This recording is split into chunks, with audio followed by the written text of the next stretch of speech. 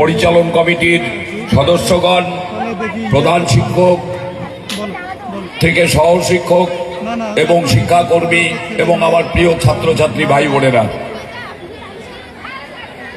আমরা প্রতি বছর অপেক্ষা করে থাকি আজকের এই দিনটির জন্য। বার্ষিক পড়াশোনার শেষে, পরীক্ষার শেষে আমরা সবসময় অপেক্ষা করি দুটো জিনিস। একটা হচ্ছে বার্ষিক ক্রীড়া প্রতিযোগিতা, আর একটা হচ্ছে সাংস্কৃতিক অনুষ্ঠান। বিশেষ করে পরীক্ষার শেষে পড়াশোনার চাপটা খুব একটা থাকে না,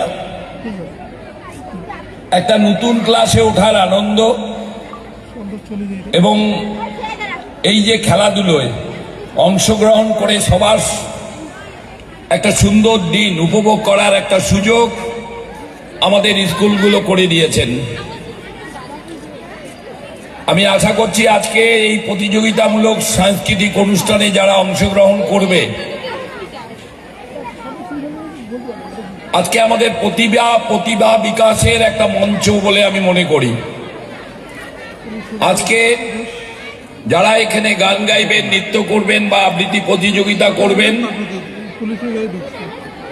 এর মধ্য থেকে হয়তো কেউ ভবিষ্যতে একটা ভালো জায়গায় পৌঁছতে পারবেন।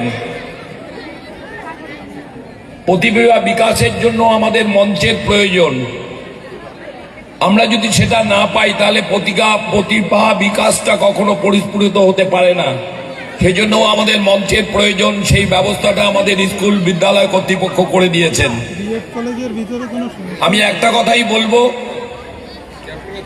একালে এবং সেকালে আমাদের রিতেনদাও কিছুটা বললেন, আমরা যদি কিছুটা পিছনে যাই, আমাদের এই শিক্ষা ব্যবস্থা,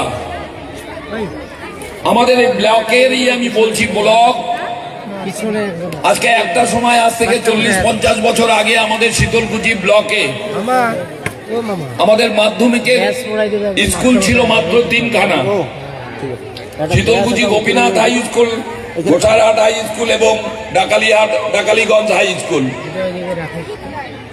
আজকে আমাদের প্রায় শীতলকুচি ব্লকে 13খানা মাধ্যমিক এবং উচ্চ মাধ্যমিক বিদ্যালয় আমরা পেয়েছি। আমরা পেয়েছি একটা কলেজ,